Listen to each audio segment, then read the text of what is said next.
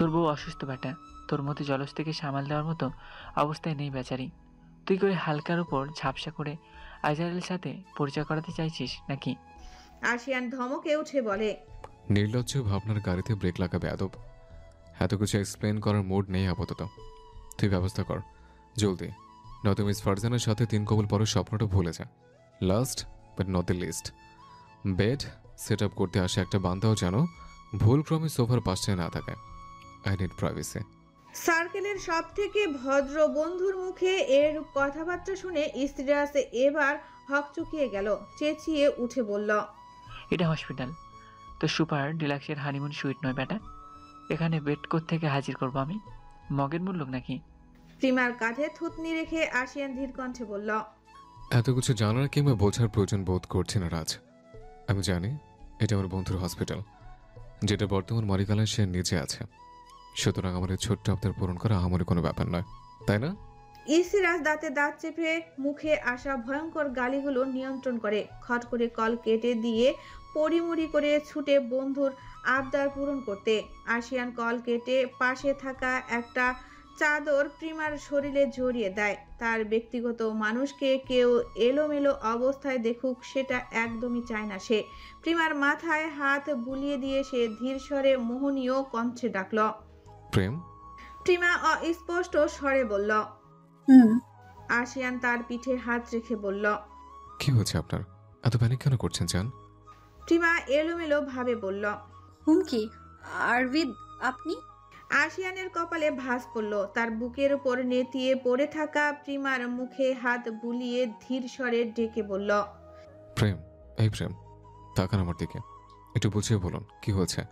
Prima বিরক্ত হয়ে নিভৃভ দৃষ্টিতে তাকিয়ে বলে। আরবিদ আপনাকেও মেরে ফেলবে, কেড়ে নিবে আমার থেকে যদি মিথ্যে স্বীকারোক্তি না দিই। আশিয়ানের চোয়াল শক্ত হয়ে ওঠে। প্রিমার ঠোঁটে আলতো চুম্বন এঁকে দিয়ে বলে। কিচ্ছু হবে না। প্রিমা দুর্বল হাতে আষ্টে পিষ্টে তাকে জড়িয়ে ধরে বলে। আমি সাদা শাড়ি পরবো না, আমি বিধবা হতে চাই না। আশিয়ান প্রিমাকে আর একটু নিবিড়ভাবে জড়িয়ে ধরে বলে। হলক্ষণে কথা বলতে বলো না প্রেম, তাকিয়ে দেখুন, এই যে আপনার সাথে একদম মিশে আছে আমি। প্রিমা তাকালো না।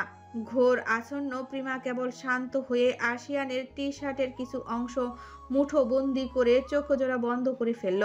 মেডিসিন এবার প্রভাব বিস্তার করতে শুরু করেছে বোধহয়। কিছুক্ষণ পর কজন মানুষ এসে হসপিটালের বেডটা সরিয়ে দিয়ে মোটামুটি বড়সড় একটা বেড এনে রাখলো। উপরে একটা ম্যাট্রেস এবং তার উপর একটা টোপার দিয়ে খুব সুন্দর মতো বেডটা সেট আপ করে দিয়ে চুপচাপ বেরিয়ে পড়ল। আশিয়ান বাঁকা হেসে প্রিমাকে নিয়ে উঠে দাঁড়ালো। প্রিমাকে শুইয়ে দিয়ে দরজা বন্ধ করার জন্য সরে দাঁড়াতেই প্রিমা আতকে উঠে তার টি শার্ট খামচে ধরল। আশিয়ান অবাক হয়ে দেখল ভঙ্গুর প্রিমাকে। একটা দীর্ঘশ্বাস ফেলে শান্ত কণ্ঠে আহ্লাদ ঢেলে বলল। এখানকার ডক্টর এবং নার্সের নজর ভালো না প্রেম, আমি দরজাটা বন্ধ করে আসি, কেমন? প্রিমা তবুও ছাড়তে চাইল না। আশিয়ান তাকে আশ্বস্ত করে চটজলদি গেট বন্ধ করে আসলো। প্রিমার হাতের ক্যানোলার সাথে স্লাইন অ্যাটাচ করে দিয়ে হাতটা একটা বালিশের উপরে রাখলো। অবশেষে বেডের উপর পাশে শুয়ে বুক ভরে শ্বাস টেনে প্রিমাকে আলতো করে জড়িয়ে ধরল। কি মনে হতে অল্প একটু উঠে প্রিমার চোখে মুখে এলো পাথারি চুম্বন এঁকে দিয়ে কপালে কপাল ঠেকিয়ে বলল। থ্যাঙ্কস ওয়াইফি। সামান্য একটু ঝুঁকে ঘুমন্ত প্রিমার উদরে আলতো চুম্বন এঁকে দিয়ে বলল। বাবা ভীষণ পচা, তাই না? সরি বাবারা, আর ভুল হবে না। আপনার মাম্মামকে বেশি জ্বালাতন করবেন না, কেমন? বাবার অগোচরে মাম্মামের খেয়াল রাখার দায়িত্ব কিন্তু আপনাদের। বেশি অপেক্ষা করাবেন না, জলদি চলে আসুন, কেমন? বিগত 2 মাস যাবৎ বিগড়ে যাওয়া মস্তিষ্কে শান্তি নেমে এসেছে।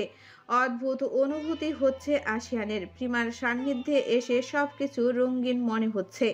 আশিয়ান জানে প্রিমা ঘোরের মাঝে আছে বলেই এতটা সুযোগ পাচ্ছে সে। হুঁশে ফিরলে রীতিমতো দ্বিতীয় বিশ্বযুদ্ধের মাধ্যমে সবটা ঠিকঠাক করতে হবে তাকে, কোনো সন্দেহ নেই। তবে এই শান্তিটুকু ভীষণ অনুপ্রেরণা যোগাবে। প্রিমার গলায় আলতো চুমু এঁকে দিয়ে আশিয়ান ঘুমু ঘুমু কণ্ঠে বলে। স্মৃতির সিন্ধুকে তালাবদ্ধ থাকুক কি মহেন্দ্রক্ষণ। সূর্যের দাপটে ঝলমল আলোয় আলোকিত ধরণী। জানালার ফাঁক গলিয়ে আসা সূর্যের তেজস্বী আলো হসপিটালের ছোট কেবিনের ফ্লোরে হুটুপুটি খাচ্ছে। চোখ মুখে আলোর মৃদু ছটা পড়তেই আস্তে ধীরে চোখ মেলে তাকালো আশিয়ান। মস্তিষ্ক সচল হতেই অনুভব করলো তার বুকের মধ্যে কেউ একজন খুব সন্তর্পণে জায়গা দখল করে রেখেছে। আশিয়ান প্রশ্নসূচক দৃষ্টি নিক্ষেপ করতেই দেখলো সেটা আর কেউই নয়, বরং তার একমাত্র অভিমানী। আশিয়ান মৃদু হাসল। প্রিমার রেশমের ন্যায় নরম চুলগুলোতে আলতোভাবে হাত বুলিয়ে দিয়ে কপালে আলতো করে ভালোবাসার স্পর্শ মেখে দিল। বেচারি সারাটা রাত ছটফট করেছে, বারংবার ভয়ে আটকে উঠে তার টি শার্ট খামচে ধরেছিল। ফলস্বরূপ ক্যানোলা নড়ে যায়। স্লাইন অবশ্য শেষের দিকে ছিল। আশিয়ান তড়িঘড়ি করে ডক্টরকে জানায়। ডক্টর এসে ক্যানোলা খুলে দিয়ে প্রিমাকে আরেকটা ইঞ্জেকশন দেয়। এরপর প্রিমা গভীর ঘুমে তলিয়ে যায়। আশিয়ানও তাকে জড়িয়ে ধরে ঘুমের রাজ্যে পাড়ি জমায়। বহুদিন পর ভালো ঘুম হয়েছে। ফ্রেশ হওয়ার জন্য সরে আসার সময় টি শার্ট খামছে রাখা প্রিমার হাতটা সরাতে নিলে আচমকা কিছু একটা তার হাতে বাঁধে। আশিয়ান ভ্রু কুঁচকে প্রিমার হাতটা চোখের সামনে মেলে ধরতেই আটকে উঠে রীতিমতো। পুরো হাত জুড়ে অসংখ্য ক্ষতের চিহ্ন। এগুলো ইচ্ছাকৃতভাবে করা, তাতে কোনো সন্দেহ নেই। আশিয়ান থম মেরে হাতটার দিকে অপলক তাকিয়ে রইল কেবল। একটা শব্দ বেরোলো না কণ্ঠনালী হতে। বুঝতার মেয়েটা এমন একটা কাজ করবে সেটা কল্পনাতেও আসেনি আশিয়ানের। বুকের ভেতর জমাটবদ্ধ ব্যথাটা হু হু করে বাড়ল। বুক চিরে বেরিয়ে আসলো দীর্ঘশ্বাস। ধীর স্বরে বিড়বিড়িয়ে বলল, অভিমানের কারণ আমি ছিলাম, তাহলে আক্ষেপের বহিঃপ্রকাশ নিজের উপর কেন করলেন? প্রায় ঘন্টাখানেক পেরোতেই ঘুমে ঢুলুঢুলু চোখ দুটো মেলে তাকালো প্রিমা। আর মোড়া ভেঙে পাশ ফিরে তাকাতেই দেখলো একজন ডক্টর এবং আশিয়ান দাঁড়িয়ে কথা বলছে। প্রিমাকে জাগ্রত অবস্থায় দেখে ডক্টর এগিয়ে এসে জিজ্ঞেস করেন, এখন কেমন লাগছে আপনার? প্রিমা ঘুমু ঘুমু স্বরে বলল, ভালো। ডক্টর পুনরায় জিজ্ঞেস করলেন, কোনো ধরনের সমস্যা কিংবা ব্যথা অনুভব করছেন? প্রিমা চোখ মুখ বিকৃত করে বলল, মাথায় একটু ব্যথা করছে। ডক্টর ধীর স্বরে বললেন, মাথায় বেশ ভালো চোট পেয়েছেন আপনি। এটার জন্য খানিকটা কষ্ট পোহাতে হবে, তবে ইনস্ট্যান্ট কোনো সমস্যা ফেস করলে অবশ্যই জানাবেন। প্রিমা মাথা নাড়িয়ে সায় জানালো। শরীরটা দুর্বল লাগছে ভীষণ। কথা বলতে একটুকু ইচ্ছা করছে না, উপরন্ত প্রচুর ক্ষুধা লেগেছে। আশেপাশে তাকিয়ে কাউকে না দেখে বিরক্তির শ্বাস ফেলল প্রিমা। ডক্টর নর্মাল চেক আপ শেষে আশিয়ানের দিকে তাকিয়ে বললেন, ওনার কন্ডিশন অনেকটা বেটার, মেডিসিনের প্রভাবটা রয়ে গেছে। হয়তো আর কিছুক্ষণের মাঝে তিনি আবার ঘুমিয়ে পড়বেন। আপাতত ওনাকে হালকা কিছু খাইয়ে দেন। আশিয়ান ধীর কণ্ঠে শুধালো। আর কোনো স্যালাইন দেওয়া হবে? ডক্টর একবার প্রিমার শুকনো মুখের দিকে তাকিয়ে বললেন, সেটা ওনার কন্ডিশনের উপর ডিপেন্ড করছে। ডক্টর টুকটাক আরও কিছু কথা বলে বেরিয়ে পড়লেন। আশিয়ান ফোন দিয়ে কাউকে নাস্তা আনতে বলল। প্রিমা চোখ বন্ধ করে চুপচাপ সবটা শুনছিল। আশিয়ানের মুখোমুখি হওয়ার বিন্দুমাত্র ইচ্ছা তার নেই। তাকে এড়িয়ে যাওয়ার জন্যই মিছে ঘুমের ভান ধরল। প্রিমাকে পুনরায় চোখ বুজে ফেলতে দেখে আশিয়ান ভ্রু কুঁচকে ফেলল। তার পাশে দাঁড়িয়ে ধীর স্বরে বলল, ঘুম পাচ্ছে, একটু অপেক্ষা করতে পারবেন না? এই মুহূর্তে আপনার নাস্তা করাটা ভীষণ জরুরি। প্রিমা থতমত কণ্ঠে বলল। ক্ষুধা নেই। আশিয়ান গম্ভীর কণ্ঠে বলল। মিথ্যা বলা শিখেছেন দেখছে। প্রিমা চোখ খুলে নির্বাক দৃষ্টি নিক্ষেপ করে বলল, এটা তো খুনিদের সহজাত প্রবৃত্তি। আশিয়ান দীর্ঘশ্বাস ফেলে বলল, আপনি খুনি নন, সেটা স্বীকার করলে খুব বেশি ক্ষতি হয়েছে তো। প্রিমা বুঝলো আশিয়ান জেনে গেছে আসল সত্য। অবশেষে তার অপেক্ষার প্রহর ফুরালো। নিয়তি তাকে ঠকায়নি। পরিশেষে মুক্তি মিলেছে অপবাদের হাত থেকে। স্বস্তির শ্বাস ফেলে প্রিমা বলে উঠল, আপনি তো আমায় জিজ্ঞেস করেননি। সরাসরি অপরাধের দায়ে অভিযুক্ত করেছেন। আমি স্বীকার করলে সেটা বিশ্বাস করতেন? আশিয়ান প্রত্যুত্তর করতে পারল না। লম্বা একটা দীর্ঘশ্বাস ফেলে জিজ্ঞেস করলো, আমার থেকে অতীত কেন লুকিয়েছিলেন? প্রিমা শান্ত কণ্ঠে বলল, বিগত 8টা বছর যাবৎ সেই দুর্বিষহ অতীতকে কেবলই এক জঘন্য স্বপ্ন ভেবে ভুলে যাওয়ার চেষ্টা করছি। লুকানোর মতো কিছুই ছিল না। শুধু মনটা বিষিয়ে দিতে চাইনি বলে অতীত সংক্রান্ত কোনো বিষয়ে কখনো আলোচনা করতে চাইনি। আশিয়ান নীরবে সবটা শুনে প্রিমার দিকে এগিয়ে গিয়ে বেডের এক পাশে বসলো। প্রিমা সরে যেতে চাইলে আশিয়ান তার হাত টেনে ধরল। হাতের শুকিয়ে যাওয়া ক্ষতগুলো দেখিয়ে বলল, এসব কি? কেন করেছেন? প্রিমা হাতটা সরিয়ে নেওয়ার জন্য মশরামশরি করে বলল। সেই কৈফিয়ত নিশ্চয়ই আপনাকে দেব না। আশিয়ান প্রিমার দিকে দৃষ্টি অনড় রেখে দৃঢ় কণ্ঠে বলল। অবশ্যই আপনি আমাকে কৈফিয়ত দেবেন, কারণ আপনি মানুষটা আমার অধীনস্থ। আপনার সর্বাঙ্গ জোরে কেবল আমার অধিকার আছে। আপনিটা শুধু আপনার নয়, বরং তার চেয়ে অধিক বেশি আমার। সুতরাং এই শরীরটায় সামান্য একটা আঁচড় লাগলে সেটার জন্য আপনি আমার কাছে জবাবদিহি করতে বাধ্য। কথাগুলো শুনে প্রিমার চোখের কোণে অভিমানী অশ্রু ভিড় জমে। সেদিনকার সেই অপমানগুলো স্পষ্ট চোখে ভেসে ওঠে। মস্তিষ্কে চেপে বসে অসহ্য রাগ। নিজেকে সামলাতে না পেরে হিসিয়ে বলে ওঠে। আমি কেবলই আপনার ঘাড়ে চেপে বসা দায়িত্ব, যার সাথে দুর্ভাগ্যবশত একটা সম্পর্কে জড়াতে বাধ্য করা হয়েছে আপনাকে। আপনার বিন্দুমাত্র অধিকার নেই আমার উপর। হয়তো এসব থার্ড ক্লাস ফিল্মি ডায়লগ আমার শোনাবেন না। আশিয়ান হতাশ কণ্ঠে বলল। রাগের মধ্যে ভুলভাল বলে ফেলছিলাম, বিশ্বাস করুন। সেদিন আমি একদমই হুঁশে ছিলাম না। মাথায় চেপে বসে সর্বনাশা রাগ, নেশাদ্রব্যের প্রভাব, ক্ষয়ে যাওয়া কমন সেন্স এবং সে ভুল বোঝাবুঝির ফলে ওসব বলেছিলাম। মাফ করতে হবে না, কিন্তু ভুল বুঝবেন না প্লিজ। প্রিমা ঝাটকা মেরে হাত সরিয়ে নিয়ে জোর গলায় বলল। সবাইকে সঠিক বোঝার ঠেকা নিয়ে রাখিনি। ইনফ্যাক্ট আমি কিছুই বুঝতে চাইছি না। আমার বুবুকে ডেকে দেন। আমি এখনই এই মুহূর্তে বাড়ি যেতে চাই। আশিয়ান টের পেল প্রিমার ভীষণ রেগে গেছে। সে আরেকটু এগিয়ে প্রিমার হাতটা ধরতে চাইলে প্রিমা হাত সরিয়ে নিল।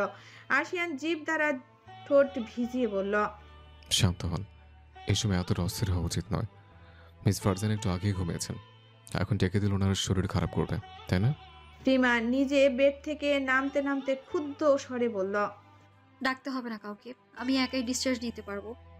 আশিয়ান হতভম্ব হয়ে যায় প্রিমার রণমূর্তি রূপ দেখে। শান্ত মেয়েটা রেগে গেলে এতটা বেপরোয়া হয়ে ওঠে জানা ছিল না তার। চটজলদি প্রিমাকে জড়িয়ে ধরে আটকায়।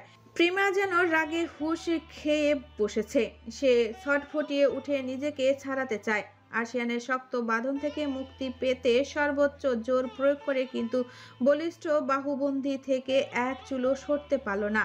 শেষ পর্যন্ত মেজাজ হারিয়ে নখ বসায় আশিয়ানের হাতে, কামড়ে ধরে তার গলার বা পাশটা। আশিয়ান চোখ বুজে ব্যথাটা হজম করে নেওয়ার চেষ্টা করে। প্রিমার দ্বিমুখী আক্রমণে বেচারা আটকে উঠে, তবুও টু শব্দ করে না। প্রিমার পিঠের দিকে হাত বুলিয়ে শান্ত কণ্ঠে বলে। শান্ত হন একটু। রেগে মেগে নিজের সাথে সাথে আমাদের বাচ্চাদেরও কষ্ট দিচ্ছেন আপনি।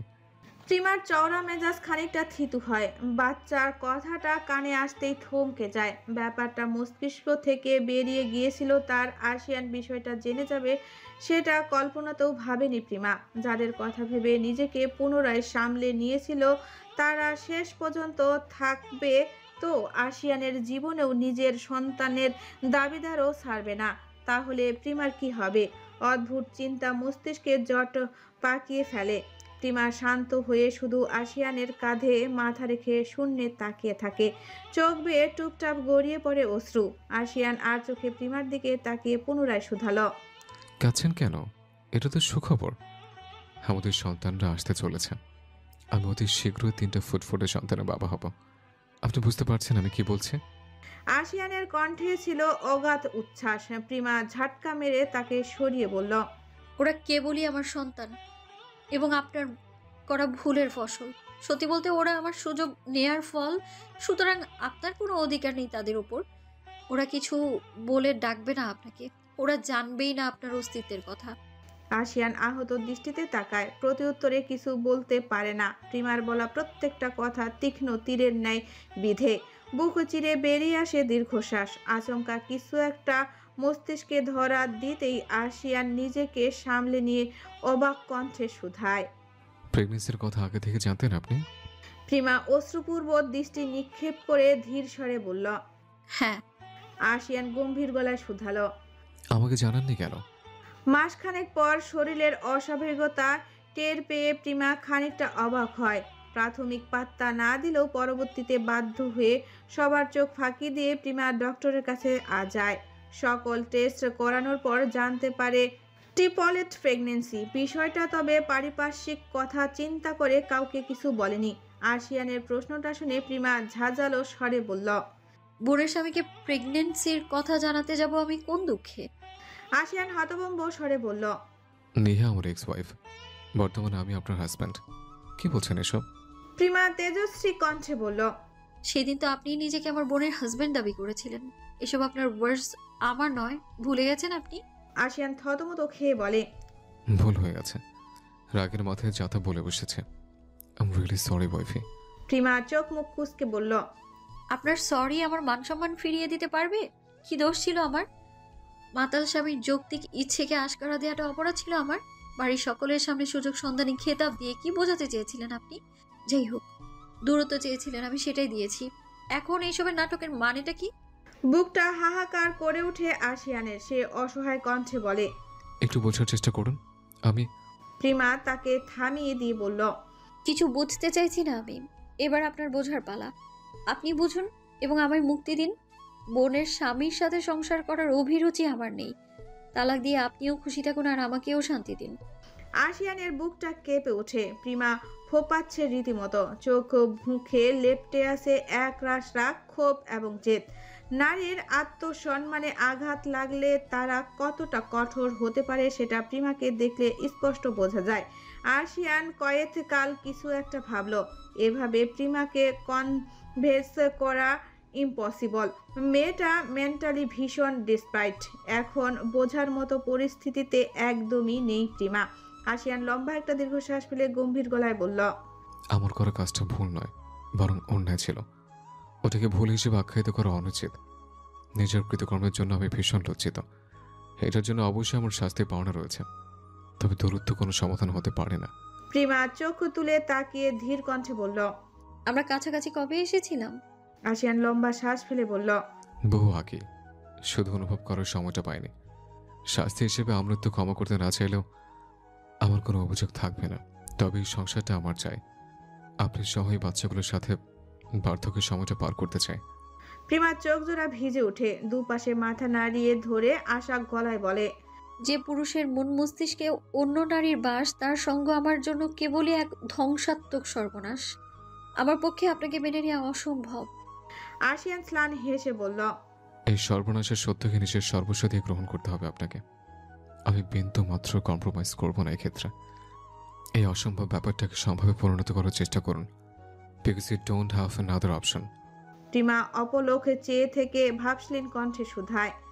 যদি অপশনটাকে আমার জীবন থেকে বাদ দিয়ে দিই?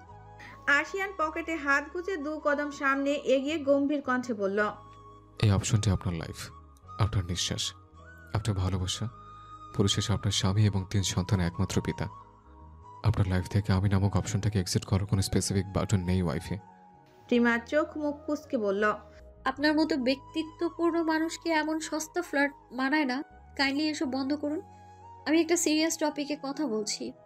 আশিয়ান চোখ ছোট ছোট করে তাকিয়ে বলল। আমি ডিপলি ফ্লোট করে স্টার্ট করলে আপনার অস্তিত্ব খুঁজে পাওয়া যাবে কিনা সন্দেহ। আমি চাইছি না নেক্সট ইয়ারই আমার অনাগত বাচ্চাদের ভাই বোনকে প্রি বুকিং দিতে। আপনার জন্য ক্যারি করা কঠিন হয়ে যাবে, তাই না? প্রিমার দাঁতে দাঁত চেপে বলল। আপনার সাথে আমি আর এক দণ্ড থাকবো না, নির্লজ্জ পুরুষ। আশিয়ান বাঁকা হেসে শুধালো। কোথায় যাবেন ওয়াইফে? প্রিমা ক্রুদ্ধ কণ্ঠে বলল। আমার অন্তিম ঠিকানা আমার বুবুর কাছে। আশিয়ান কিছু একটা ভেবে প্রিমার দিকে গভীর দৃষ্টি নিক্ষেপ করে তার সামনাসামনি এসে এক হাতে থুতনি ধরে বলল। আপনার শেষ ঠিকানা হলে আর্শিয়ান ইসফারের বক্ষপট। জীবনের সব পরিস্থিতিতে এই প্রশস্ত হৃদকুঞ্জে আপনাকে সযত্নে আগলে নেবে। ঠিক এই জায়গাটি লুটিয়ে পড়ে নিজের অনুভূতি প্রকাশ করবেন আপনি। প্রিমার ভীষণ মেজাজ খারাপ হয়। সে বিরক্তিতে তেতে উঠে বলে। ওই বক্ষ পিঞ্জরে এখনো নিহা নামক বিষাক্ত পাখির জন্য অগাধ অনুভূতি পুষে রেখেছেন আপনি। আমি প্রিমা আমৃত্যু সেখানটায় মাথা রাখবো না। ছলচাতুরি বন্ধ করুন। সন্তানের ভাগ চাই আপনার, তাই না? আশিয়ান ব্যর্থতার শ্বাস ফেলে বলে। নেহা আমার জীবন আসে প্রথম প্রেম, তবে তার অনাকাঙ্ক্ষিত সত্যটা জানার পর তার প্রতি থাকা শ্রদ্ধাটুকু এক নিমেষে গায়েব হয়ে গিয়েছে। বুকে পুষে রাখ নির্মল অনুভূতিরা তৎক্ষণাৎ অসহ্য যন্ত্রণা ছটফটে মৃত্যুবরণ করেছে। হৃদয়ে কারোর জন্য ভালোবাসা নেই, তবে গভীরভাবে ভালোবেসে প্রাপ্ত তর্তাজা এক জখম আছে। সে জখমটা সারিয়ে তোলার জন্য আপনি নামক ঔষধের ভীষণ প্রয়োজন। প্রিমা অভিমানী কণ্ঠে বলল। আমি কারো প্রয়োজন হতে চাই না। আশিয়ান গম্ভীর স্বরে বলল। আপনি তো আমার প্রিয়দর্শিনী প্রেম। প্রিমা প্রত্যুত্তর করল না। তার মন মস্তিষ্কে তুফান চলছে। বিগত দিনগুলোর কথা একের পর এক স্মরণে আসছে তার। দু হাতে মাথা চেপে ধরে অসহায়ের মতো ফুপিয়ে উঠল প্রিমা। আশিয়ান হকচকিয়ে উঠে চটজলদি তাকে জড়িয়ে ধরে বলল। প্রেম, কি হচ্ছে জান? প্রিমা কন্দনরত স্বরে হাহাকার মিশিয়ে বলল। অশান্ত লাগছে আমার। আমি পারছি না ওসব মেনে নিতে, পারবো না সেসব ভুলতে। আমার স্বামী হয়ে নিজেকে অন্যের ব্যক্তিগত পুরুষ দাবি করার বিষয়টা মৃত্যু যন্ত্রণা দেবে আমায়। আল্লাহ মরণ কেন দেয় না আমায়? আশিয়ান মৃদু ধমক দিয়ে বলল। কিসব বলছেন আপনি? আদৌ হুঁশে আছেন? মানুষ আমি, করে ফেলেছে একটা অন্যায়, সেটার জন্য আমি যথেষ্ট অনুতপ্ত। আর কি করতে পারি বলুন? প্রিমা উন্মাদের মতো বলল। আমায় ছেড়ে দিন। আশিয়ানের এবার রাগ লাগলো। প্রিমার মুখটা উপরে তুলে বিনা বাক্যে সোজা তার অস্ত্র দখল করে নিল। রাগ ঝালো না, বরং ভীষণ আদুরে স্পর্শে প্রিমাকে বেসামাল করে তুলল। প্রিমা কিল ঘুষি মেরে সরতে চাইলেও ভীষণ সাবধানে তার হাত দুটো ব্লক করে ফেলল। কিছুক্ষণ পেরোতেই প্রিমার শ্বাস নেওয়ার তোড়জোড় দেখে পরিশেষে তাকে রেহাই দিল। দুজনে হাঁপাচ্ছে সমানভাবে। প্রিমা সম্পূর্ণ ভাবটুকু ছেড়ে দিয়েছে আশিয়ানের উপর। এটুকু নড়াচড়াও করছে না বেচারি। আশিয়ান তার রাগ দেখে ধীর কণ্ঠে বলল। ধরার আগে ছাড়ার কথা বললেন বিধায় হালকা পাতলা নমুনা দেখালাম। পছন্দ হয়নি ওয়াইফে? প্রিমা হাঁপানো সুরে বলল। আমি চলে যাব, থাকবো না আমি আপনার কাছে। আশিয়ান তাকে মাঝপথে থামিয়ে ধীর কণ্ঠে শুধালো। মিস ফারজানের কাছে যাবেন তাই তো? প্রিমা কোনো মতে মাথা নাড়িয়ে বলল। হুম। আশিয়ান চোখ মুখ শক্ত করে গম্ভীর কণ্ঠে বলল। আপনার একটা পদক্ষেপ যদি মিস ফারজানের জীবন সংসারের কারণ হয়ে দাঁড়ায়, তাহলে আপনার কেমন লাগবে? প্রিমা অবুঝ কণ্ঠে শুধালো। মানে? আশিয়ান সামান্য ঝুঁকে প্রিমার ফোলা ওষ্ঠে বৃদ্ধা আঙ্গুল স্লাইড করে বলল। আপনার বোনের চাকরিটা যদি না থাকে এবং আমার নির্দেশে তাকে আর কোথাও চাকরি দেওয়া না হয়, তবে তার ঔষধের যোগান দিবে কে? দুবেলা মেডিসিন মিলে গেলে উনি তৃতীয় বেলা আদৌ সুস্থ থাকবেন তো? প্রিমা হতবাক কণ্ঠে বলল। আপনি এটা করতে পারেন না। আশিয়ান অপলকভাবে প্রিমার দিকে চেয়ে থেকে ধীর কণ্ঠে বলল। প্রসঙ্গ যদি হয় আপনাকে নিজের সাথে বেঁধে রাখার, আমি অনায়াসে ভাঙবো হাজারটা নিয়ম বারংবার। প্রিমা আশিয়ানের টি শার্ট মুঠো পাকিয়ে ধরে বলল। আপনি আমার সাথে এমনটা করতে পারেন না। আশিয়ান টুক করে প্রিমার নাকে ডোগায় চুমু বসিয়ে বলল। আমি সবই করতে পারি ওয়াইফি। আপনি যখনই আমার অবাধ্য হবেন, আমি তখনই শখর নিতে অগ্রাহ্য করে অনিয়ম করব। আপনি যদি বিপর আরশিয়ান ইসফার চৌধুরীকে দেখতে চান, তাহলে অধম বান্দা কিভাবে নির্বাক থাকবে বলুন? আশিয়ানকে ছেড়ে দিয়ে প্রিমা চুপচাপ বসে রইল। দম বন্ধ লাগছে তার। কি ভেবেছিল আর কি হলো? তার মস্তিষ্ক কাজ করা বন্ধ করে দিয়েছে। কোনো কিছু প্রেস করতে পারছে না। আশিয়ান তার অবস্থা দেখে বলল। একটু যদি প্যানিক করেন, তাহলে নিজ দায়িত্বে আপনার ছটফটানি বাড়ানোর কাজটা স্পেশাল ওয়েতে সম্পন্ন করব। আমি হুমকি দিচ্ছি না, জাস্ট ফ্যাক্ট বলছি।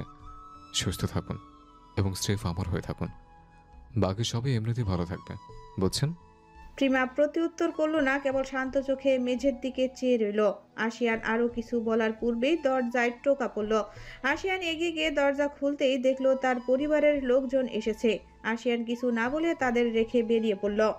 টপ ফ্লোরের লম্বা করিডোরে পেরিয়ে একদম শেষ প্রান্তে ইস্তিরাজের কেবিন অবস্থিত। পুরো ফ্লোরটা ভিআইপি নামে খ্যাত। এটা জাস্ট ফ্যামিলি মেম্বার এবং সেলিব্রিটিদের ট্রিটমেন্ট দেওয়ার জন্য বানানো হয়েছে। প্রিমার কেবিন থেকে বেরিয়ে ভারাক্রান্ত মনে ধীর পায়ে আশিয়ান ইস্তিরাজের কেবিনের দিকে যায়। বিনা পারমিশনে কেবিনের দরজা খুলে হনহনিয়ে ভেতরে প্রবেশ করে। ইস্তিরাজ তখন সবে খাবারের প্যাকেটে হাত দিয়েছে। আচমকা ধূপধাপ শব্দ শুনে বেচারা ভড়কে যায়। আশিয়ান বিনা বাক্যে এসে ধপ করে চেয়ারে বসে পড়ে। কপালে হাত ঠেকিয়ে চোখ বন্ধ করে ফেলে। ইস্তিরাজ নিশ্চুপে এতক্ষণ তার প্রতিক্রিয়া লক্ষ্য করে অতঃপর দাঁত কেলিয়ে বলে। কি হয়েছে দোস্ত? বেড কমফোর্টেবল ছিল না নাকি? তোর মুডের 12টা বেজে আছে কেন? আশিয়ান চোখ থেকে হাত সরিয়ে রক্তিম দৃষ্টি নিক্ষেপ করে বলল। আচারের কথা বলিস না, ভাল লাগছে না এসব। ইস্তিরাজ লম্বা শ্বাস টেনে ধীর কণ্ঠে বলল। পিচ্ছি অনেক বেশি রিয়াক্ট করছে। আশিয়ান ধরা গলায় বলল। She wants divorce. ইস্তিরাজ স্থির দৃষ্টি নিক্ষেপ করে শান্ত গলায় বলল। স্বাভাবিক। তুই এত সেন্ডি খাচ্ছিস কেন? তোর অনাগত বাচ্চাদের কাস্টাডি এনশিওর কর বউয়ের প্রয়োজন পড়লে আরেকটা বিয়ে করবি না হয়। আশিয়ান খ্যাপাটে দৃষ্টি নিক্ষেপ করে বলল, বাচ্চারা ফোর্থ সাবজেক্ট, বউ হিসেবে আমার অনেকেই লাগবে। আমি পারবো না তাকে ছাড়তে। বিশ্বাস কর রাজ, বিগত 2টা মাস আমি কিভাবে কাটিয়েছি শুধু আমি জানি। গ্লানিবোধ আমায় কতটা পুড়িয়েছে সেটা ভাষায় প্রকাশ করা সম্ভব নয়। ইসিরা শান্ত চোখে দেখলো আশিয়ানের পাগলাটে অভিব্যক্তি। চোখে মুখে অনুতাপের ছাপ স্পষ্ট। তার চোখ জোড়া ভিজে উঠেছে গ্লানি বোধের কারণে। ইসিরা সবটা বুঝে ভীষণ শান্ত কণ্ঠে বোঝানোর স্বরে বলল, সমস্যাটা কোথায় জানিস? প্রিমা কখনোই তোর থেকে ভালোবাসা আশা করেনি। তোর পোস্ট জানার পর মেয়েটা নির্দ্বিধায় স্বাভাবিক সংসারের স্বপ্ন ছেড়ে দিয়েছিল। শুধু চেয়েছিল একটুখানি রেসপেক্ট, এবং তুই সেটা দিতে ব্যর্থ। এখন তুই বল, প্রিমা কেন থাকবে তোর কাছে? আশিয়ান রক্তপাত দৃষ্টি নিক্ষেপ করে ধীর কণ্ঠে বলল, আমাদের মাস কয়েকের বিবাহিত জীবনে সে একটা ঘটনা ব্যতীত উনি কখনোই কোনো বিষয়ে কোনো প্রকার অভিযোগ তুলতে পারবেন না। আমি অলওয়েজ ওনার সকল মতামতকে সম্মান করেছি এবং ব্যক্তি প্রেমার জন্য আমার দৃষ্টিতে অগাধ শ্রদ্ধা ছিল। সেদিনের বিষয়টা পুরোপুরি আলাদা ছিল। আমি হুঁশিয়ার ছিলাম না একদমই।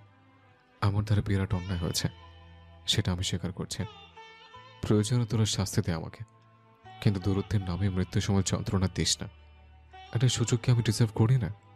ইস্তিরাজ অবাক হয়ে দেখলো আশিয়ানকে। শক্তপোক্ত ছেলেটা এত বেশি ভেঙে পড়েছে সেটা ঘুণাক্ষরও টের পায়নি ইস্তিরাজ। নিহার মৃত্যুতে তাকে কাঁদতে দেখা যায়নি, অথচ আজ প্রিমাকে হারানোর ভয়ে তার অক্ষিকোটর অশ্রুসিক্ত। টুপটাপ কয়েক ফোঁটা অশ্রু ইতিমধ্যে গাল বেয়ে গড়িয়ে পড়েছে। ইস্তিরাজ কৌতূহলী গলায় শুধালো, তুই পিচ্চিকে কি বলে এসেছিস? আশিয়ান নাক টেনে ধরা গলায় বলল, কোনো মতেই আমার বক্ষে পিঞ্জারের বন্দিন হয়ে থাকতে চাইছিল না, তাই বাধ্য হয়ে হালকার উপর ঝাপসা করে ব্ল্যাকমেল করেছে। ইস্তিরাজ হতভম্ব গলায় বলল, তুই উন্মাদ হয়ে গেছিস শান। এমনিতেই সব কিছু এত কমপ্লিকেটেড, তার মধ্যে তুই আবার ডোন্ট কেয়ার ভাব দেখিয়ে এসেছিস। আমার সামনে অনুতপ্ত হয়ে লাভ আছে? যাকে আটকে রাখতে চাইছিস তাকে বুঝিয়ে বল নিজের ফিলিংস। আশিয়ান দুপাশে মাথা নাড়িয়ে বাচ্চাদের মতো ফুপিয়ে কেঁদে উঠে বলল, আমার অনুতাপ ওনাকে আটকাতে পারবে না, কারণ আত্মসম্মানটা ওনার প্রধান প্রায়োরিটি। বাধ্য হয়ে আপনজনদের প্রসঙ্গে টেনে এনে আমার খাঁচা তাকে বন্দি করে রেখেছে। আমার অনুতাপে জর্জরিত কণ্ঠ কিংবা চোখ ভর্তি গ্লানিবোধ কোনোটাই ওনাকে বিন্দুমাত্র প্রভাবিত করতে পারত না। আটকে রাখা তো বহু দূরের বিষয়। বিশেষণ করতে গেলে আশিয়ানের বলা একটা কথাও ভুল নয়। ইসিরাজ হাল ছেড়ে দিয়ে স্লান কণ্ঠে বলল, ভালোবাসার মানুষকে আটকে রাখতে নেই শান। তাদের খোলা আকাশে মুক্ত বিহঙ্গনায় ন্যায় উঠতে দেওয়ার মাঝেই সীমাহীন আনন্দ লুকিয়ে আছে। যত বেঁধে রাখবি সম্পর্ক তত বেশি নির্জীব হয়ে উঠবে। একতরফা সংসার হয় না। তুই যাকে আটকে রাখতে পারলেও তার মনকে বশীভূত করতে পারবি না। আশিয়ান অন্যদিকে মুখ ফিরিয়ে ভাঙ্গা কণ্ঠে বলল, তার মনের একচ্ছত্র আধিপত্য না পেলেও আমি তাকে আটকে রাখতে চাই। আপেক্ষিক ভালোবাসা আমার লাগবে না, আমার কেবলমাত্র তাকে চাই। যে কোনো কিছু বিনিময়ে আমৃত্যু তাকে আমার বন্দিনী করে রাখতে চাই। তাকে সুযোগ সন্ধানে বড় নিষ্ঠুর অপরাধের কারণে আজীবন যদি তাকে না ছোঁয়ার প্রতিজ্ঞাবদ্ধ হতে হয়, তবুও শেষ পর্যন্ত আমি তাকেই চাই। সামান্য থেমে আশিয়ান পুনরায় বলল, তার নির্লিপ্ত দৃষ্টি জোড়ে আমি সুখ খুঁজে নেব। অভিমান বুকে বসে বাধ্য হয়ে আমার প্রশস্ত বুকে মাথা রাখলেও আমি তাতে শান্তি খুঁজে নেব। আক্ষেপে স্বরে হাজারটা কটু বাক্য শুনলে সেটাকে মধুর বাণী হিসেবে গ্রহণ করব। তবুও বিচ্ছেদের ব্যাপারে সম্মতি জ্ঞাপন করব না। সর্বোপরি আমার তাকিয়ে রাখবে। ইস্তিরাজ হতবাক কণ্ঠে শুধায়, তুই একাকিত্বকে এতটা ভয় পাস? বিচ্ছেদ এত আপত্তি কেন তোর? আশিয়ান স্লান হেসে বলল, একাকিত্বের ভয়াবহতা কেবল তারা জানে যারা তীব্রভাবে কাউকে যাওয়ার পর রিক্ত বক্ষে একরা সাহাকার এবং মস্তিষ্কে তার কল্পচিত্র সাজিয়ে বসে আছে। কাঙ্ক্ষিত ব্যক্তিকে একজনে দেখার চেষ্টায় তারা রোজ চাতক পাখির ন্যায় অপেক্ষা করে। সে ব্যক্তির কণ্ঠস্বর শোনার জন্য তারা প্রতি মুহূর্তে তৃষ্ণার্ত ব্যক্তির ন্যায় ছটফটায়। সে ব্যক্তিকে নিজের করে পাওয়ার জন্য নির্ঘুম রাতে অসহায় হয়ে যায় নামাজে বসে মনোজাতে শব্দহীন কান্নায় কত শত আর্জি জানায় তার ইহত্যা নেই। এসব অনুভূতি সহ্য করার মতো সক্ষমতা আমার নেই রাজ, একদম নেই। সামান্য থেমে আশিয়ান পুনরায় বলল, কাব্যিক ভাষায় দূরত্ব রেখে সে মানুষটাকে অন্যের সাথে সুখী থাকতে দেওয়াকে হয়তো প্রকৃত প্রেম বলে, কিন্তু বাস্তবিক অর্থে নিজের মানুষটাকে নিজের কাছে রাখার মাঝে প্রকৃত সুখ বিদ্যমান। মানুষ যত বড়ই মহামারক হোক না কেন, নিজের সুখকে অন্য কারো পক্ষে শান্তিতে দেখলেও তাদের অস্তিত্বের রন্ধ্রে রন্ধ্রে অসহনীয় অশান্তি ছড়িয়ে পড়ে।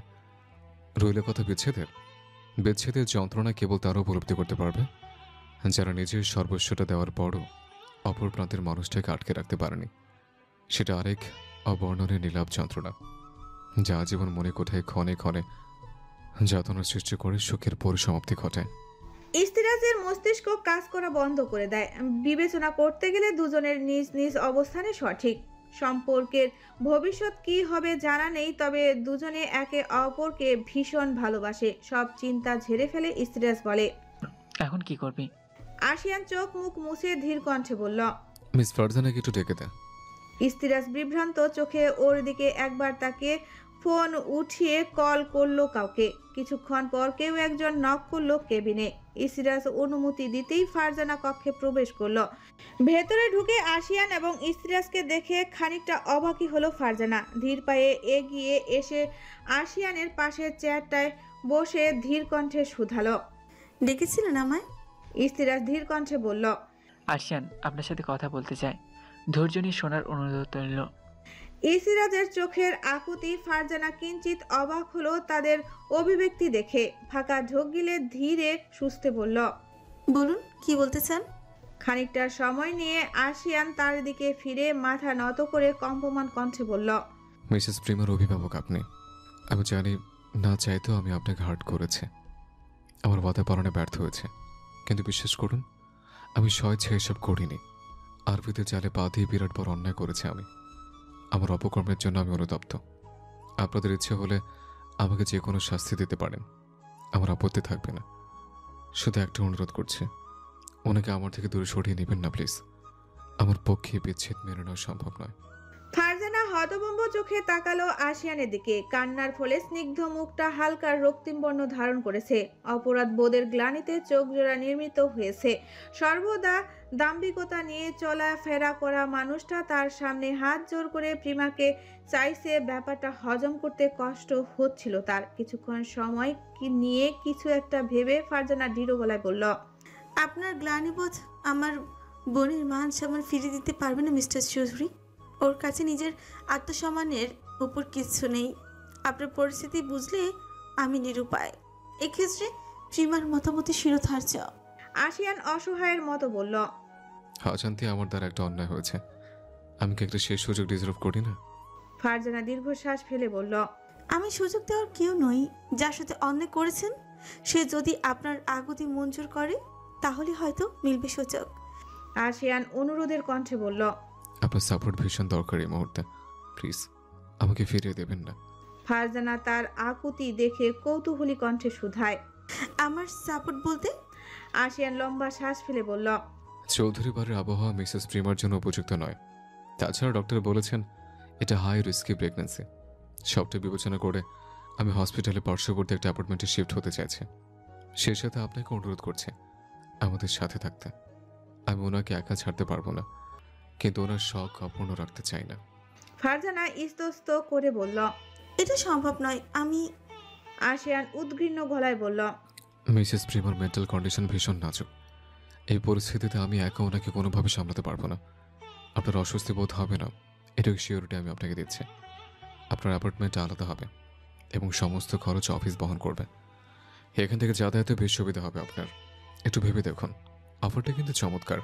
ফারজানা কিছু একটা ভেবে বলল, ঠিক আছে, আমি সম্মতি দেব, তবে এক শর্তে। আশিয়ান কাপা কণ্ঠে শুধায়। কি শর্ত?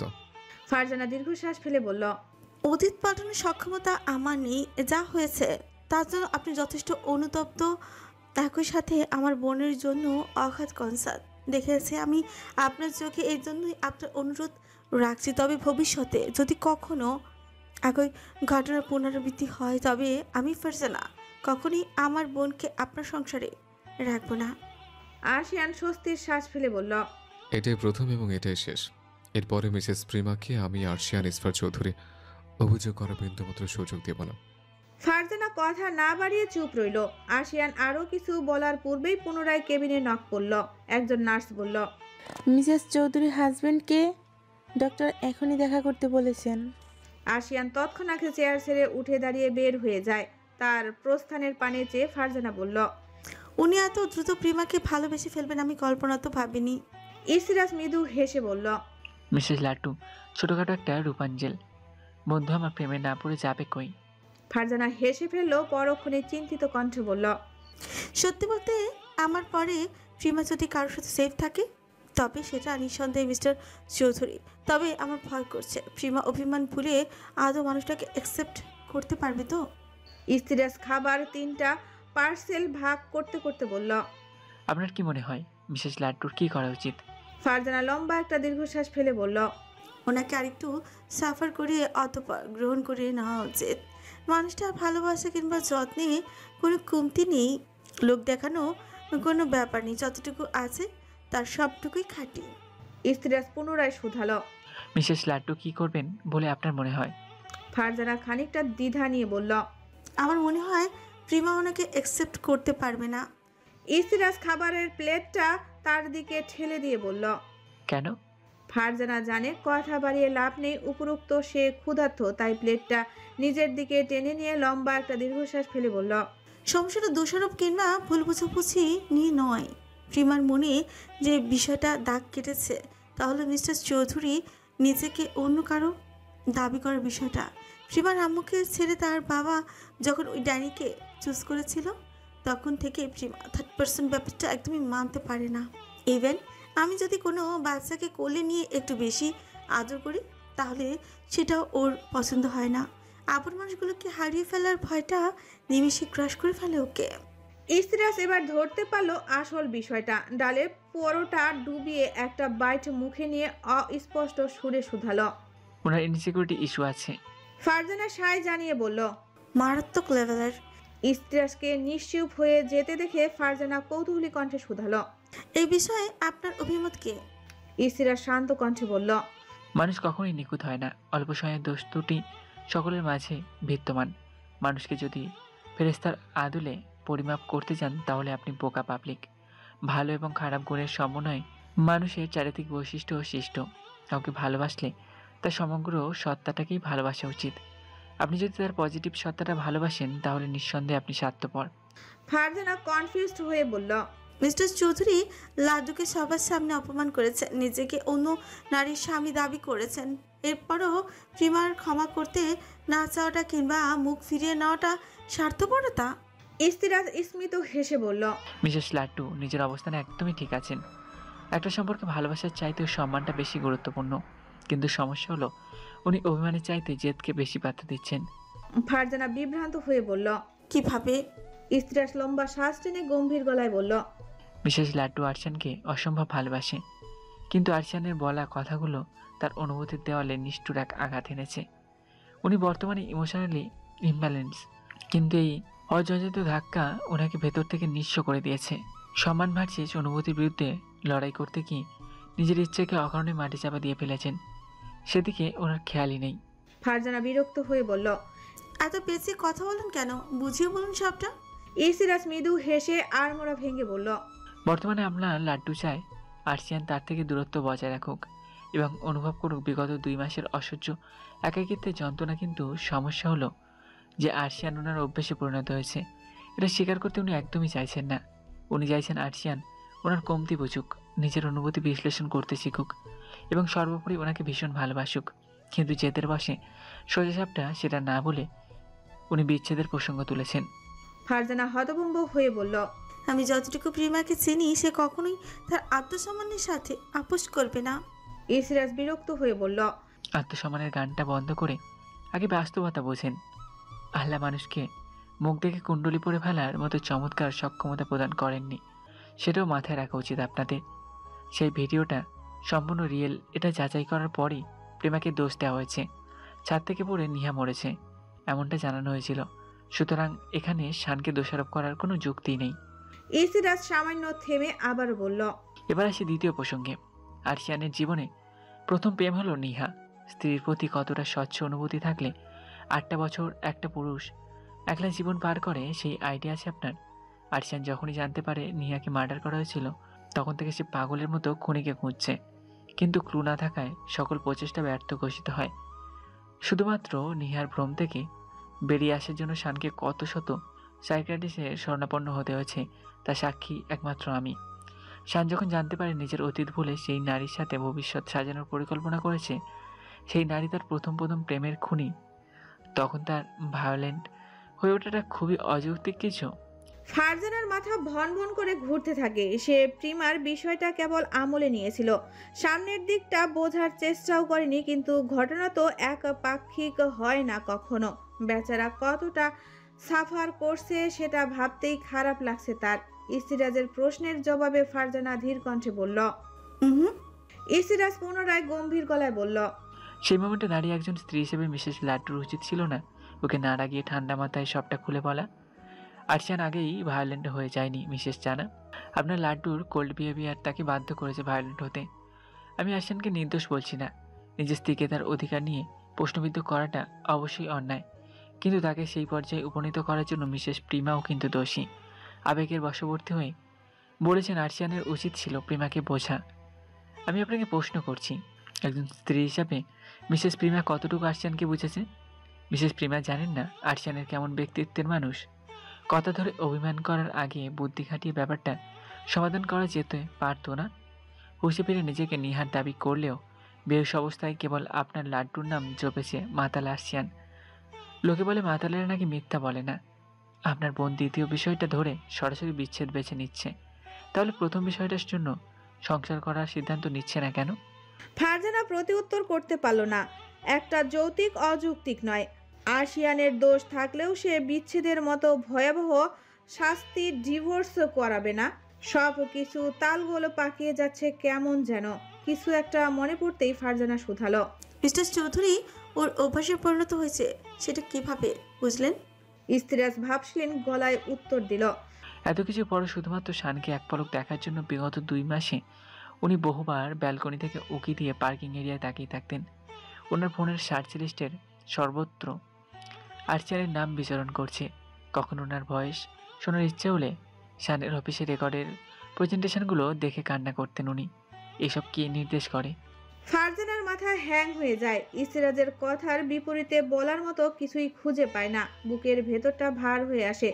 এত কমপ্লিকেটেড ব্যাপারটা আদৌ ঠিকঠাকভাবে সমাধান হবে তো? শেষ পর্যন্ত গিয়ে প্রিমা সুখী হবে তো? ফারজানা থম মেরে কিছুক্ষণ বসে থাকে। অযাচিত ভাবনায় মস্তিষ্ক তোলপাড়। এরপর আর কোনো কথা হয় না।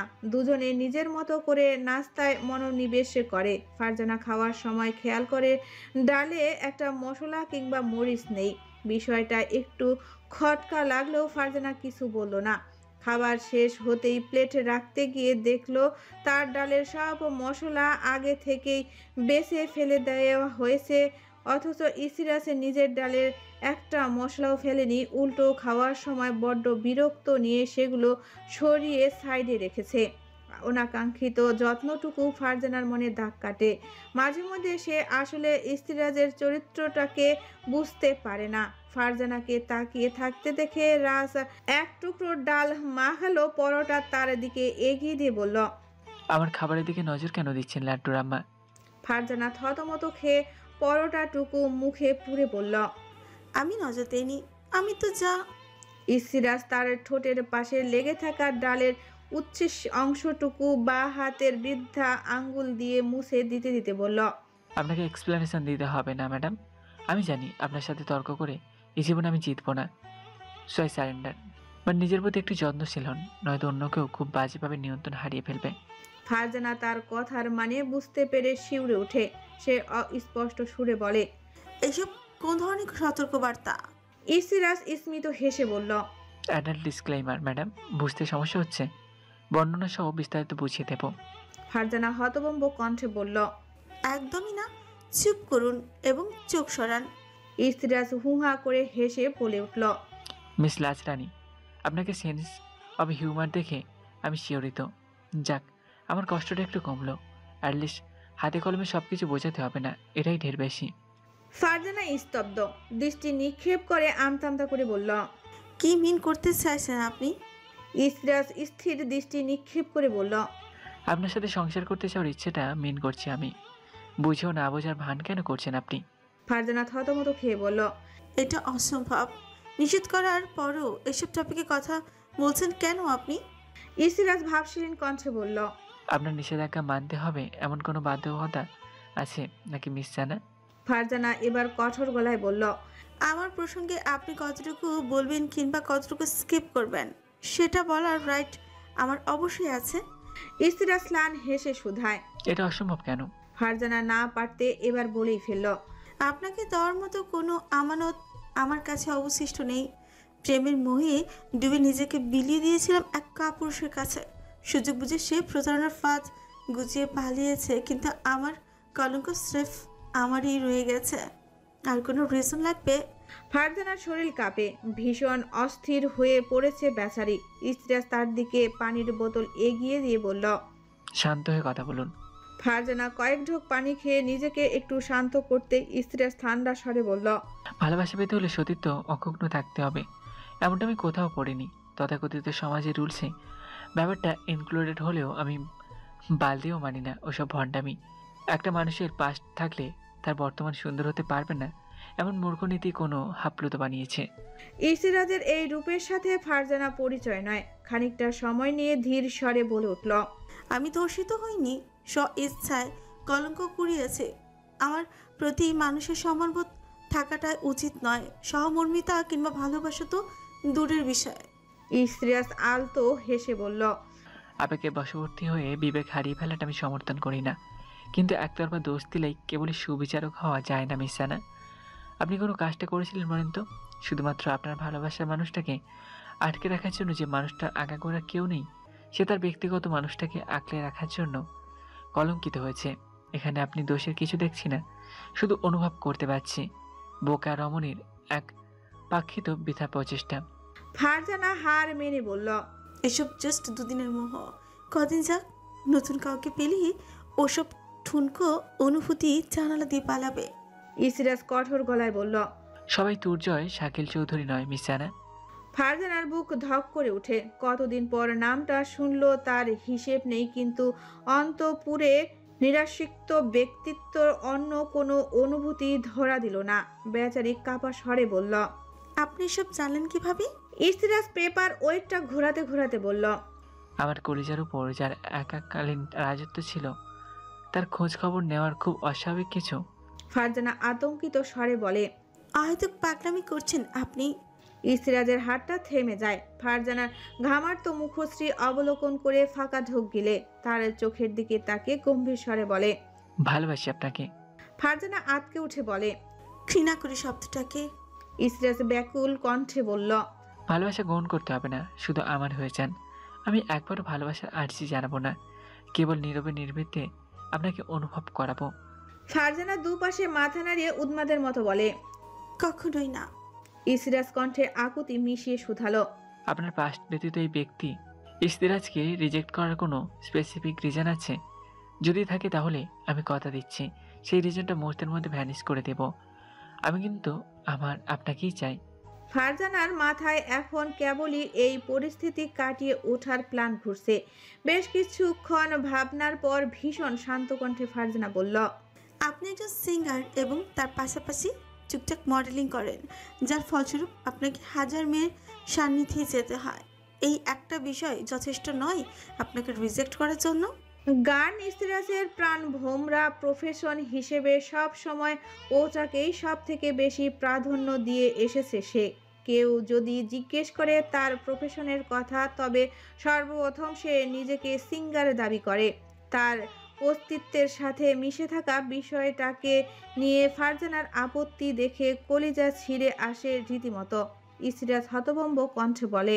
কাজের ক্ষেত্রে মেয়েদের সান্নিধ্যে যাওয়া আর পরকীয়া করা সেম বিষয় নয় মিস জানা। ফারজানা ধরে আসা গলায় বলে। ঘরপুরা গরু সিঁদুরে মেঘ দেখলে ভয় পায়, আমারও অবস্থাটা একই। ইসরাজ নিশ্চুপে কিছুক্ষণ ভাবে, অতঃপর স্লান হেসে নীরব কণ্ঠে বলে। আমি ইস্তিরাজ চৌধুরী, আপনাকে কথা দিচ্ছি ম্যাডাম, লাস্ট একটা কনসার্টে বিদায় সম্ভাষণ দিয়েই এই সিঙ্গি ক্যারিয়ারে ইতি টানবে আমি। অতবার আমার কণ্ঠনালী নিঃসৃত প্রত্যেকটা গান ও গিটারের সুর আমি কেবল আপনাকে উৎসর্গ করেই গাইব। এবার বলুন, আমার এই বক্ষ নামক দুর্গের একমাত্র ঘরণী হবেন মিস জানা? ফারজানা আতকে উঠে রীতিমতো। তিত্তির করে কাঁপতে থাকে পুরো শরীর। ইসরাজ তার অবস্থা বুঝে চেয়ার ছেড়ে উঠে এসে তার পাশের চেয়ারে বসে একটা পানির বোতল এগিয়ে দিয়ে ধীর কণ্ঠে বলে। এখানে উত্তর লাগবে না, যতটা দরকার ততটা সময় নিন, কিন্তু দিন শেষে আমার নগ্নবক্ষে আপনার অনামিত দেহটা আঁকলে দেওয়ার অধিকার আমার চাই, মানে চাই। ফারজানা বিষম খেলো। মুখের পানি ছিটকে গিয়ে ইসিরাজের উপরে গিয়ে পড়ল। ইসিরাজ চোখ বুজে ব্যাপারটা হজম করে নিল। ফারজানা এদিক ওদিকে চেয়ে সেখান থেকে বেরোনোর বাহানা খুঁজতে লাগলো। পরিশেষে টেবিলের উপরে আধ খোলা খাবারের আলাদা পার্সেল টুকু দেখিয়ে প্রশ্ন করল। ওটা কার জন্য রেখেছেন? ফারজানার টপিক ঘুরানোর ব্যাপারটা ভালো মতো বুঝলো ইস্তিরাজ। সে আর ফাজলামি না করে সহজ গলায় বলল, আরশিয়ান কাল রাত থেকে না খাওয়া, কখন জানি প্রেসার বাবাজি লাল সালাম দিয়ে বসে, তারই হত্যা নেই। ডক্টরের কেবিন থেকে বেরোলেই ওকে খাওয়ানোর জুতে নামাবো, তাই অস্ত্র সাজিয়ে রেখেছি। ইস্তিরাজের কথায় বেশ হাসি পেল ফারজানার। আরশিয়ান আর তার সম্পর্কটা চমৎকার। ইতিউতি চেয়ে ফারজানা আমতা আমতা করে বলল, আপনি তাহলে আপনার বন্ধুর সেবা যত্ন করুন, আমি বরং আমার লাড্ডুর কাছে চাই। কথাটুকু বলেই ফারজানা উঠে চলে যেতে নিলে ইসিরাজ তার লম্বা চুলের বেনুনি ধরে আটকায়। ফারজানা পিছু ফিরে স্ট্রাক হয়ে বলে, টিস করছেন? ইসিরাজ চেয়ারের সম্পূর্ণ ভার ছেড়ে দিয়ে পেছনে হেলে পায়ের উপর পা তুলে বসেছিল। মুখে তার মৃদু হাসির ছোটা। ফারজানার কথায় প্রত্যুত্তর দৃঢ় কণ্ঠে সে বলে উঠল, আপনার মুখাভাবের কোথাও ভয় কিংবা অস্বস্তির ছিঁড়েপোটা দেখছি না মিস জানা। তাহলে এটা ট্রিজিং হলো কিভাবে? ফারজানা এগিয়ে গিয়ে ইসিরাজের শক্তপোক্ত হাতের বাঁধন থেকে নিজের চুল ছাড়ানোর চেষ্টা করে বলল, আপনি একটা ডাকাত। ইসিরাজ বাঁকা হেসে বলল, তাহলে আপনার পবিত্র হৃদয়টা ছিনিয়ে নিই। ফারজানা থমকে গেল। ইসিরাজের কৌতূহলী মুখ পানে চেয়ে বলল, ওটা কবে থেকেই কাঠিন্যতার কবলে মুখে পড়ে পাথর অবয়ব ধারণ করেছে। মরিচা ধরা মূল্যহীন জিনিস চিনলে আপনার বিন্দুর মতো লাভ হবে ডাক্তারবাবু। আপনি বরং জড়তের খোঁজ করুন। ইসিরাজ তার কথা শুনে আলতো হেসে বেনুনি ধরে সজোরে টান দেয়। বেচারি ফারজানা হুমড়ি খেয়ে ইসিরাজের বুকের উপর আছড়ে পড়ে। ফারজানা হতবিলম্ব দৃষ্টিতে তাকালে ইসিরাজ তার চোখে চোখ রেখে ধীর স্বরে গুনগুনিয়ে গেয়ে ওঠে, আমি পাথরে ফুল ফোটাবো শুধুমাত্র ভালোবাসা দিয়ে। হাতের ফাঁক গলিয়ে সময় কখন বেরিয়ে যায় বোঝা বড় দায়। হসপিটালে আরও 3 দিন থাকার পর প্রিমাকে ছাড় দেওয়া হয়। আশিয়ান যখন হন্য হয়ে ফ্ল্যাট খুঁজছিল তখন দেবদূতের মতো চমৎকার একটা প্রস্তাব নিয়ে হাজির হয় ইস্তিরাজ। হসপিটালের পাশেই তার 8 তলা বিশিষ্ট বাসা রয়েছে। প্রত্যেকটা ফ্লোরে আছে 3টা করে ফ্ল্যাট। ইস্তিরাজ যেই ফ্ল্যাটটাতে থাকে সেটা সম্পূর্ণ ফাঁকা। ইস্তিরাজের প্রস্তাবটা শুনে আশিয়ান বিরক্তি করেনি, বরং সান্দনে রাজি হয়। আশিয়ান প্রিমার সাথে আফিয়া চৌধুরী এবং আরিয়ান চৌধুরীরও সেই একই ফ্ল্যাটে শিফট হন। ফারজানা নিজের শখের চিলেকোঠা ছেড়ে হাজির হয় ইস্তিরাজের ফ্ল্যাটে। সময় পেরোনোর সাথে সাথে সব কিছু নিজের গতিতে এগিয়ে চলছে। ফারজানার সান্নিধ্যের পাশাপাশি আরিয়ান চৌধুরী এবং আফিয়া চৌধুরীর অতিরিক্ত যত্নের ফলস্বরূপ প্রিমার মানসিক অবস্থা পরিবর্তন ঘটে। শারীরিক অসুস্থতা অনেকটা কমে এসেছে। তবে এত কিছুর মাঝে আশিয়ান এবং তার সম্পর্কে কোনো পরিবর্তন আসেনি। প্রথম দিকে কিছুটা ক্ষোভ প্রকাশ করলেও প্রিমা পরবর্তীতে একেবারে নিশ্চুপ হয়ে যায়। আশিয়ানের উপস্থিতি কিংবা অনুপস্থিতি তাকে ভাবায় না। একই ঘরে একসাথে থাকলেও দুজনে নিজেদের আলাদা জগতে বাস করে। আশিয়ান শত চেষ্টা করেও প্রিমার মন গলাতে পারেনি। উল্টো দিনকে দিন মেয়েটা আরো নির্লিপ্ত হয়ে উঠছে। জোর জবরদস্তির সংসারের বেদনা বেশ ভালোই টের পাচ্ছে আশিয়ান। তবে দিন শেষে তার হৃদয়ে একরাশ শান্তি বিরাজ করে। ক্লান্ত শরীরটা ঘরে ফিরে প্রিমার অভিমানী মুখটা দেখতেই মনটা চনমনে হয়ে ওঠে। নানান অজুহাতে প্রিমার পাশাপাশি থাকার মুহূর্তগুলো বেশ এনজয় করে সে। টুকিটাকি খুনসুটি করার সময় প্রিমার রাগী দৃষ্টি দেখে আনমনে হাসে। প্রিমার প্রেগন্যান্সির 14 সপ্তাহ চলমান। মানসিক পরিবর্তনের পাশাপাশি তার শারীরিক পরিবর্তনও ঘটেছে। হালকা স্বাস্থ্য কিছুটা ভারী হয়েছে। মেথিন উদরে বেশ খানিকটা সফিত হয়েছে। মেয়েটাকে বেশ আদরে দেখায়। বহু কষ্টে লোভী আরিয়ান নিজেকে কড়া শাসনে রাখে। মাঝে মধ্যে নিয়ন্ত্রণ হারিয়ে প্রিমাকে একটুখানি জড়িয়ে ধরলে মেয়েটা ভীষণ রাগ দেখায়। আশিয়ান নিরুপায় হয়ে ফিরে আসে। কি আর করার, পাপ যখন করেছে শাস্তি তো পেতেই হবে। আশিয়ান একটু কাছাকাছি গেলেও ডিপলি কখনো প্রিমাকে কাছে টানার চেষ্টা করেনি, কেননা প্রিমার মিসক্যারেজ হওয়ার সম্ভাবনা ছিল প্রবল। এই জন্যই ডক্টর অন্তরঙ্গতার বিষয়ে নিষেধাজ্ঞা জারি করেছেন।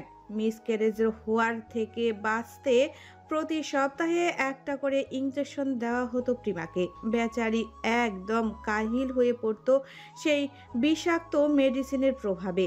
বেচারা আশিয়ান তার যন্ত্রণা দেখে নিজেও আঁতকে উঠত, কিন্তু সান্ত্বনা দেওয়া ছাড়া আর কিছুই করার ছিল না তার।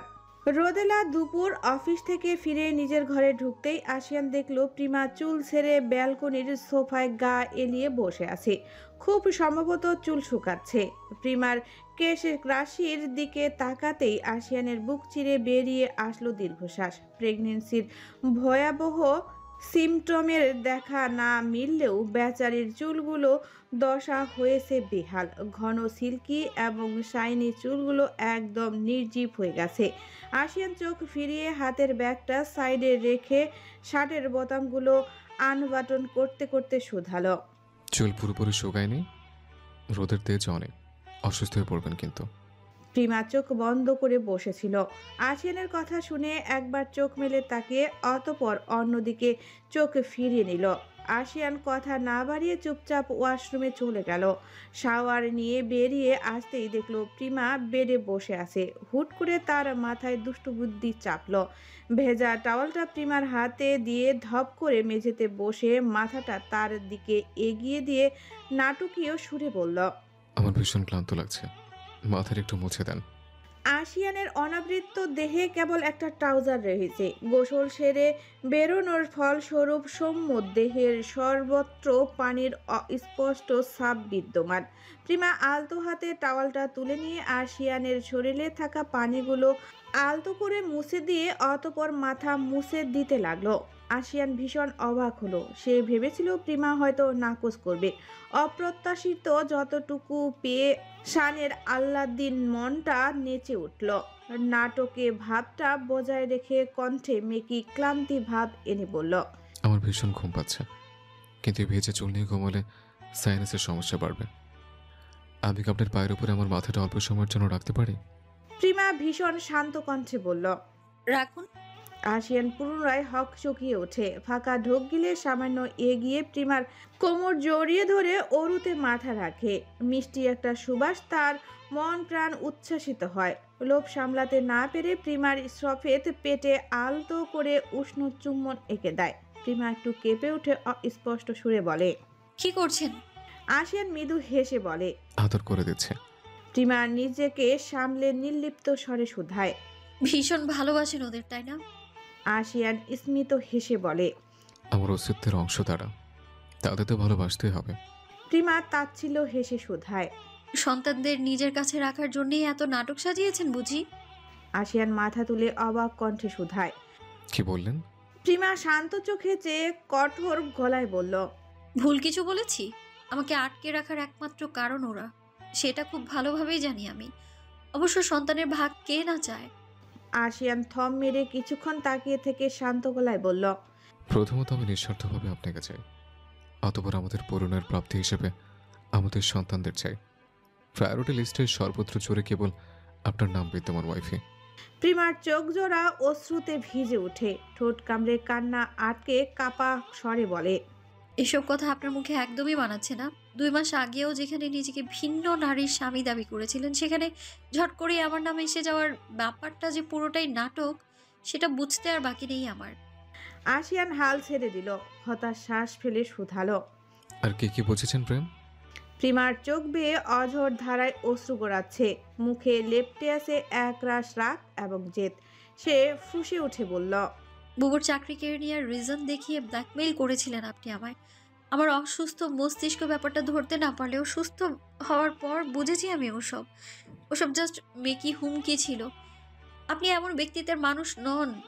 শুধুমাত্র নিজের সন্তানদের আটকে রাখার জন্য নিজেকে নিকৃষ্ট ব্যক্তিত্বের মানুষ প্রমাণ করতে চেয়েছেন আপনি। আশিয়ান পলকহীনভাবে চেয়ে থেকে বলল, আমার তো একটা হুমকি হয়তো কিংবা বৃথা ছিল না। আপনাকে আটকে রাখতে যাওয়ার প্রয়াস করতে গিয়ে ব্যক্তিত্বের সাথে সাথে হুঁশ খুইয়ে বসেছে, অথচ আপনার একটুও মায়া হচ্ছে না। প্রিমা একটু থমকালো। ফাঁকা ঢোক গিলে বলল, আপনার অযৌক্তিক কথাবার্তা শুনতে চাইছি না আমি একদমই। আপনাকে কিছু গুরুত্বপূর্ণ কথা জানানোর আছে, বলবো? আশিয়ান চাতক পাখির ন্যায় চেয়ে থেকে বলল, বলুন ওয়াইফি। প্রিমার টলমল চোখে অশ্রু আটকানোর বৃথা চেষ্টা করে দৃঢ় কণ্ঠে বলল, পারিপার্শ্বিক সবকিছু বিবেচনা করে আমি একটা সিদ্ধান্ত নিয়েছি। আমার পক্ষে সেই দিনের জঘন্য অপমানটা ভোলা সম্ভব নয়। সবকিছু ভুলে এই সংসারে মনোনিবেশ করা আমার পক্ষে অসম্ভব। উপরন্তু আমি চাই না যে আমার অনাগত সন্তানেরা আমাদের কোল্ড ওয়ার দেখে বড় হোক। সুতরাং এই অসুস্থ সম্পর্ক বয়ে বেড়ানো বোকামো ব্যতীত আর কিছুই নয়। আপনার সন্তানদের আপনার কাছে বুঝিয়ে দিয়ে আমি এই দায়িত্ব নামক সম্পর্ক থেকে ইস্তফা নিতে চাই। আশিয়ান হতভম্ব কণ্ঠে শুধালো,